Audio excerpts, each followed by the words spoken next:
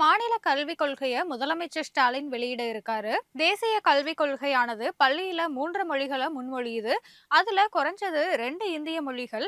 ஆனா தமிழ், ஆங்கிலம் அப்படிங்கிற மாதிரியை பின்பற்றும் தமிழக அரசு ஹிந்தியை திணிக்கிற முயற்சியா இதனை கருதுது. இதனால தேசிய கல்விக் கொள்கைக்கு மாற்றா தமிழ்நாட்டுக்குன்னு தனித்தொரு கல்விக் கொள்கையை கொண்டு வருவோம் அப்படின்னு முதலமைச்சர் மு.க. ஸ்டாலின் சட்டப்பேரவையில ஏற்கனவே சொல்லியிருந்தாரு. அதன்படி பார்த்தோம்னா தமிழகத்துல கல்வி வளர்ச்சி, இளைஞர்களோட எதிர்காலம், தமிழ்நாட்டோட மும்மொழி கொள்கை, பாரம்பரியம்னு எல்லாத்தையும் கருத்துல கொண்டு ஒரு தனித்துவமான மாநில கல்விக் கொள்கையை உருவாக்குவதற்காக கடந்த 2022வது வருஷம் ஓய்வு பெற்ற டெல்லி உயர்நீதிமன்ற நீதிபதி முருகேசனோட தலைமையில 14 பேர் கொண்ட குழுவானது அமைக்கப்பட்டது.